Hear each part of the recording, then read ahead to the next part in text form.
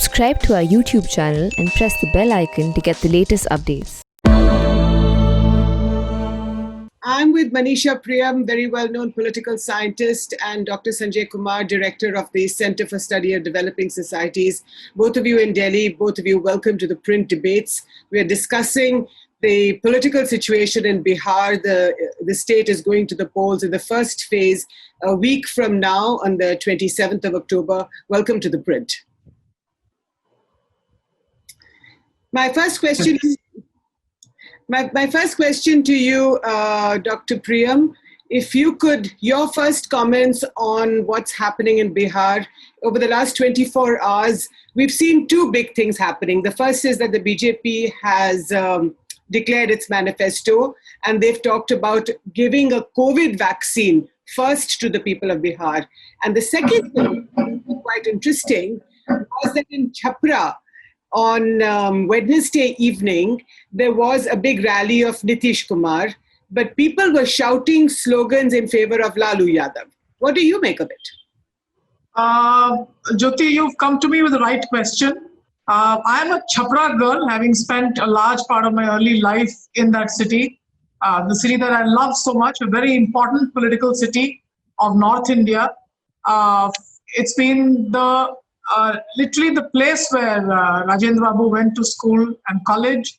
Also the launching ground and city for Jaiprakash Narayanji, and for Lalu Yadav, his bastion, literally so. So if Nitish Kumar was making that speech, he was making that speech in the bastion of Lalu Yadav. Remember, Chandrika Yadavji, who's now no longer in his party, but was also an important MLA, his father, Daroga Prasad Yadav, also a very important Congress leader. So in a sense, not just a place which Lalu Prasad Yadav is represented, but also a place that has a very strong Yadav politics. Having said all these things, I would say that for Nitish Kumar to face what he faced yesterday in Chhapra was very, very unusual.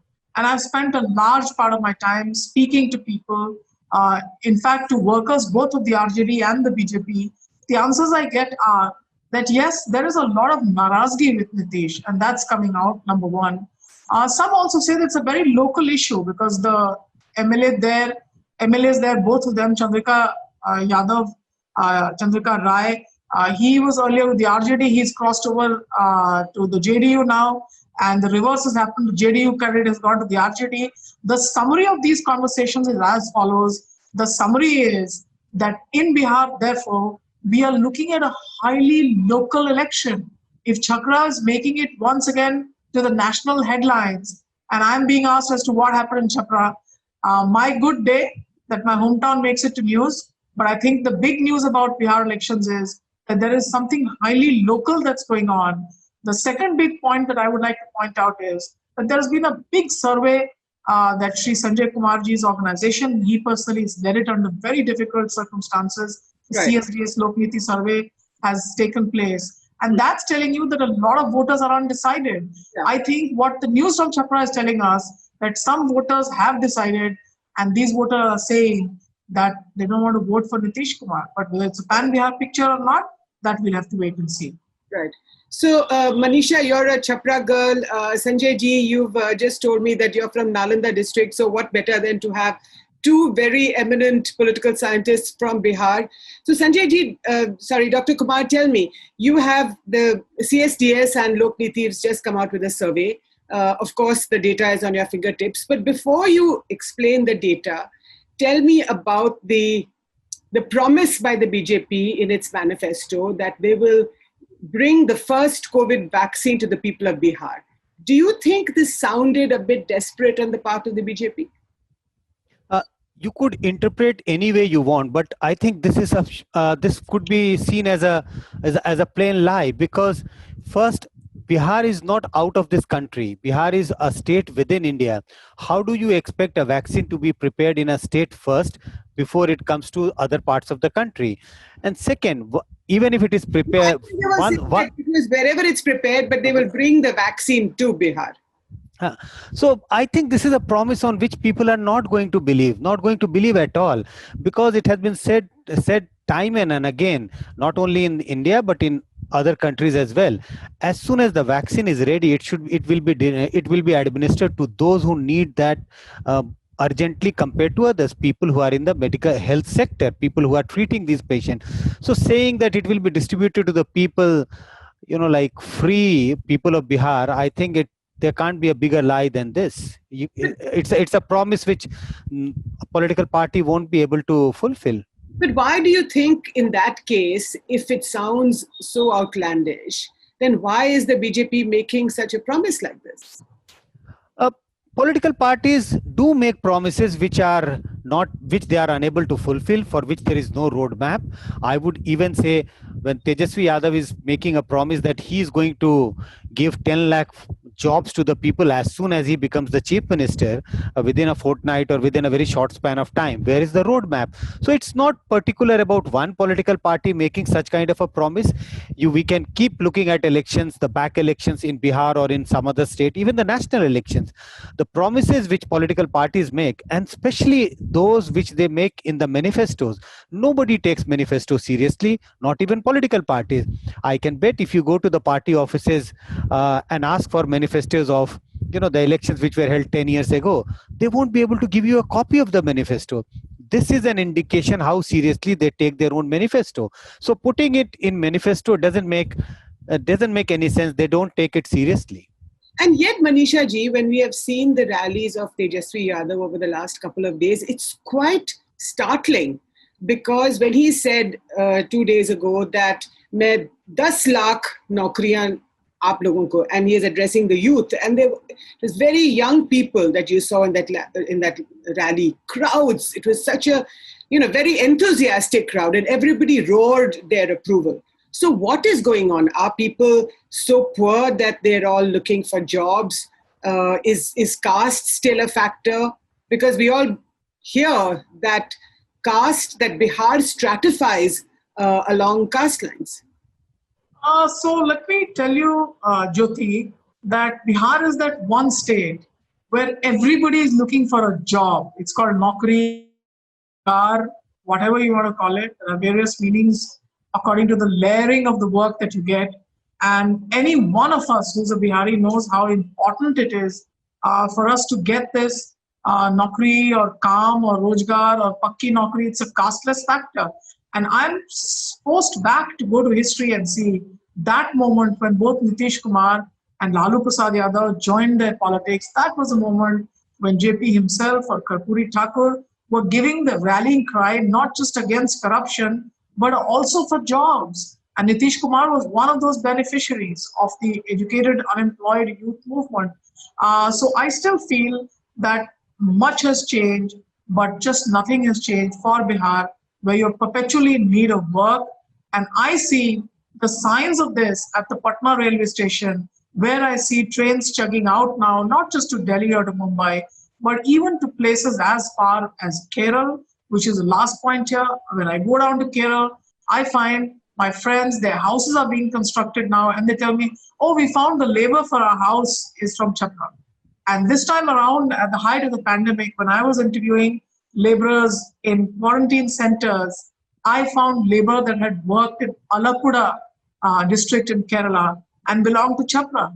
And so while we had the phenomena of educated people like me, who in the 80s or 90s came out to Delhi and to other urban centers and found Naukri, now people are, it's the Alappuzha buildings or the Goa buildings or the Tamil Nadu buildings, or a Jhaji is making dosa in Chennai homes, in the Chennai Tamram homes. So whereas earlier a Bihar would have a Tamram chief secretary, now it's a Jhaji who's there, who's assisting the Tamram homes as a domestic assistant.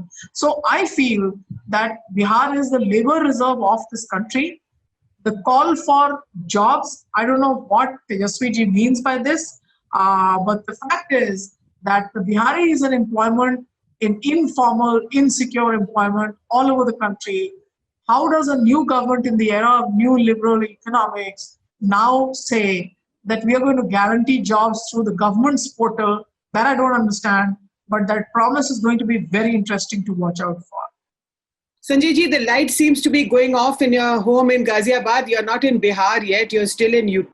But explain to me, in your survey, in the CSDS Lok Niti survey, one of the pieces of data that comes across as quite shocking is that 24% of the population of your survey is still undecided. Now, the election is a week away. Maybe the people have decided even more. But from our correspondents on the ground, Neelam Pandey, the Prince reporter, is in Bihar. She is saying that people are not happy with Nitish Kumar. They may still vote for him, but they are not happy with him. First, to explain this data of 24%, it is actually not 24%. It is misinterpreted by many journalists. These are two questions. One question is about, have you made up your mind whether you are likely to vote or not? On that question, 10% said they have not made up their mind whether they will vote in these elections or not. And among those from whom we asked, among those who had already made up their mind, among those, 14% actually did not reveal their voting preference, which is to say they are not very sure which party or which candidate they are likely to vote for. So we cannot add up these two figures to arrive at a figure 24%. It is in the range of say 14-15% who are undecided. But yes, this is a sizable number because these 14%, 15% people who are still undecided about which party they are likely to vote for can swing the election from one side to another. But there is no reason to believe why they would all be voting in favor of one alliance and not in favor of other alliance. These votes will also get divided. We do get a sense from the data that there is an unease. There is, I won't say angry. People are not angry with Nitish Kumar, but there is an unease. There is unhappiness, and this is visible more among the youths of Bihar. And we don't know how they are likely to vote. The survey indicates many of them are likely to vote for not even Tejasvi Yadav. They are not the beneficiaries. They are trying. They have indicated they are likely to vote for various other regional parties, various other smaller parties and independents. So the votes of anti-Nitish Kumar, the votes of the young who seems to be voting against Nitish, that is getting divided. If they had all consolidated behind Tejasvi Yadav or RJD alliance, I think the NDA would have got a much tougher challenge compared to what they are receiving at the moment. Manisha ji, would you agree with this, that the fragmentation is so clear that if there was a united opposition, Nitish Kumar and perhaps the NDA would have had to face a much tougher fight? Between Sanjay and me, we always have this disagreement. Sanjay is a numbers person. And I see elections very strongly about narratives. And I feel that had the opposition been united, it would have been a Lalu Yadav versus Nitish Kumar election. It would have been just a script book election that Bihar has been seeing since 2005. The fragmented opposition means, now who does Nitish Kumar fight? Who does the BJP fight? The BJP cannot fight the LJP, which is saying, I don't want to fight with you. If you tear my heart, you will find... Which is what Chirag Paswan said. Yeah, so the BJP cannot fight the LJP. What does Mr. Mukesh Sahni do? He was in the last election that I remember, in 2019. He was on the other side. Now he is on this side. So there's a JDU that wants to fight the RJD, but fought along with the RJD in the last assembly elections. So what was wrong in being together with the RJD, which had been exactly the same situation? Mr. Lalu Prasad Yadav indicted in the Fodder scam case, and Mr. Tejasvi Yadav, as his son, was son dynasty principle anointed, and Nitish Kumar had accepted both these principles, right? So what does Nitish Kumar fight? Nobody knows. BJP fights Tejasvi Yadav, fight of unequals, because he's like a young man, and the Prime Minister, remember, has won a massive victory in Bihar. So the Prime Minister has his own following. Does the BJP then want to risk a tall man of the stature of the Prime Minister then being seen as fighting Tejasvi Yadav? So I don't quite understand. Nitish is fighting anger against him. He's fighting anti-incumbency. LJP is fighting Nitish Kumar. So there's people's anti-incumbency, there's LJP adding to it, there's RJD adding to it, and then there are the other parties. Upendra Kushwaha, remember, began as an ally. In fact, he's so styled personally, like Nitish Kumar himself. So it's not clear on the ground. People will tell you, yes, Yadavs are not with Nitish Kumar, name it by caste, whether it's Pappu Yadav or it's the bigger formation led by the RJD, and which has been the following of now Mr. Tejasvi Yadav. So on the ground, there are two fronts from amongst the Samajwadis, one of which is albeit getting weaker. There is the EBC votes, which is up for grabs, I believe. Remember, when the poor revolt, the poor have a caste and class. And this time around, this poor is the same poor. That poor has been nursed and nurtured by Nitish's governance model. So on the ground, not surprising, therefore, that there is anger or anti-incumbency, not anger, Sanjay says, anti-incumbency against Nitish Kumar, but that anti-incumbency then, it's not quite clear as to who's fighting whom. Even BJP benefits by the anti-incumbency against Nitish, because many people feel that, oh, we don't want to vote Nitish, but we want to vote the BJP. So how finally the narrative emerges, that's going to be very, very important.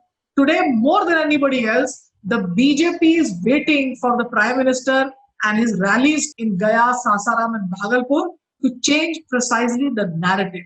So it's not just numbers, narratives make a huge difference to elections. That's a great point. And Sanjay ji, I would like to ask you to answer this. What difference is Modi's presence on the ground in Bihar likely to make? I think first I would like to respond that how is narrative and numbers related? The numbers are arrived from the narrative. These narratives are taking place in different places of, if you want to study Bihar. So what does numbers do? When you do the survey captures these narratives which are taking place in different parts of the state. So this is the relationship between narratives and the numbers. If they are going in two different directions, then there is a need to look deep into that, what is capturing the real essence of what is happening on the ground. So the data has already indicated, the data which we have collected through the pre-poll survey, that Prime Minister Modi remains popular. His popularity is much more than Nitish Kumar's popularity. Why is that? What is the reason for his continuing popularity, despite the fact that Bihar was amongst the states where, under the COVID lockdown, lakhs and lakhs of migrant laborers went back to Bihar? So ideally, the Prime Minister should not be as popular as he remains. No, see, whenever there is a big national crisis, and COVID should fit into that category, yes, there is a tendency among Indians to rally behind the government. They actually come out in support of the government. They don't want to put government in a trouble. So this was the time of crisis. While you and me sitting in our home, sitting in our offices, might think that there was a huge anger against the ruling party at the center and ruling party in the state among the migrants. But we also did a survey entirely among the migrants at the time when the COVID was at the peak, when migrants were returning back. It was not exactly when migrants were returning back, maybe a month after that. And we didn't find any anger. There was dissatisfaction. Even in this survey, which we released a couple of days ago, we did ask question about, are you happy or satisfied? We don't see a huge anger on this question of people returning back, etc. So if we tend to believe that people are very angry because of what happened at the time of migrants returning back, I think we would be, I don't think we are getting the right sense from what people feel at the ground. Prime Minister Modi remains popular because people don't blame him for what happened during the COVID. Also remember the way the data was being played up, way data was being served to the people. Always a comparison of the infection rate and the death rate in India compared to the far developed countries. And the point the government and the agencies related with the government kept mentioning was that India is still doing better compared to many developed countries. Right. So all this created a perception, and elections are all about perception. Yeah. That look, yes, government may not have been able to control COVID the way they wanted to control, but we have still done far better compared to, if you compare it with the developed countries. Hmm. Remember the speech or the address to the nation by Prime Minister only yesterday.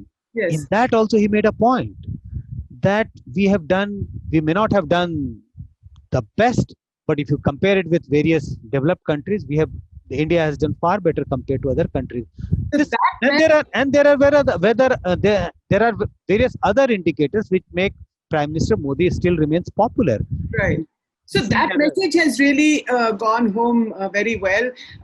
Dr. Priyam, I'd like to ask you about Prime Minister Modi. You mentioned the 3 rallies that he's doing when he lands in Bihar, including in Gaya and Sasaram. Now, the fact is that you need Prime Minister Modi to come to Bihar to swing the vote in favor of the NDA. That means that Nitish is not as popular as he was, and the CSDS survey also shows that very clearly, that his popularity has fallen from 80% to 52% in the last 5 years. I mean, yes, but a lot of no's. It's not that they need the Prime Minister or anything like that. The Prime Minister in 2019 has proven that he has his own popularity. In the 2014 elections, Nitish Kumar was not with him. He still managed to do quite well. Nitish Kumar did not do very well. Remember, he came back only with 2 members of parliament. So I would say for the national elections, Prime Minister Modi has definitely shown that he has the grip on the Bihari mind. This time around, what I feel is that since BJP didn't have anti-incumbency against it, in the sense that the rule was in Nitish Kumar's leadership and name, now the BJP cadres definitely feel that since Nitish Kumar is not pulling the votes and the crowds as much, we need the Prime Minister to be able to do that bit, because the Prime Minister doesn't have any of the fatigue factor behind his name, and a lot of his schemes are said to be doing well. And the BJP cadre feels that they are in a strong position, much stronger than before. A lot of them feel they should have gone independent. In fact, my own feeling was, had they gone independent, they would have had a share of the anti-BJP votes, anti-JDU votes also. So I think it's also important for the BJP to charge its own cadres up and say that, look, our house remains intact. And there might be an alliance, but our house remains intact. Apart from that, if there is a windfall coming the way of the NDA as an alliance, then that would be a plus. But at this point of time, the BJP needs its top leadership, and that's what they're getting in the form of Narendra Modi. So I'm going to ask you both a last question, and to you, Dr. Sanjay Kumar. Do you think this is Nitish Kumar's last election, and that when you look at the seat distribution between the JDU and the BJP, they're almost equal in a house of 243 seats. Now, is this that the BJP will, as Asaduddin Owaisi told me in an interview, that it's use and throw, that BJP is making use of Nitish in this election, and by the next election, they have no use for him at all. And that in their heart of hearts, they want to, it's going to be a closed chapter very soon. Do you agree with that assessment? And yes, your views. To a great extent, yes. I think this is the last election of Nitish Kumar. But I don't believe in the theory of use and throw, because if you look at the last three assembly elections and some of the Lok Sabha elections, earlier the equation was very different. Nitish was actually helping BJP in expanding its support base in Bihar. So if this election may be use and throw by BJP of Nitish Kumar, the earlier election BJP has actually piggyback on Nitish Kumar's popularity. But yes, I do agree this is the last election of Nitish Kumar. We also have to keep in mind his age. He is 69. So if he becomes the chief minister, and if he remains chief minister for next 5 years, he would be about 74 in the by next election. I'm not saying that there should be a retirement age for politician at 74. Politicians should retire, but I think by the time he would have been the chief minister for 20 years, longest serving chief minister of any Hindi heartland state.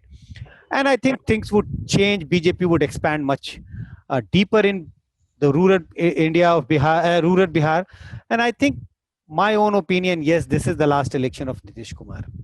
Dr. Priyam, what do you think? Do you think that if whether or not he remains chief minister now, he loses, he wins, whatever happens in the election, we don't have a crystal ball. But what would be Nitish Kumar's legacy, especially in terms of the extreme backward caste vote? He is the one that basically created this differentiation between the extreme backwards and what we popularly known as the backwards. Yes, I mean it's not his creation as much as the fact. I think the legacy that I would definitely attribute Nitish Kumar to is the legacy of good governance. He did give the state a stable innings of good governance. Remember, Lalu Yadav gave the state a stable innings in terms of absence of communal riots. Let me ask you this question again. Whether or not Nitish, even if they win the election, and this is his last 5 years as chief minister, but in terms of Tejasvi Yadav, the way he seems to be coming up, he seems to be a big challenge to Nitish Kumar and to the NDA. Do you think that this fight between the two will be the leitmotif of the next 5 years? Not really. If you see in the elections, the question being asked is, okay, Nali Gali has been done, but these are only the basics of good governance.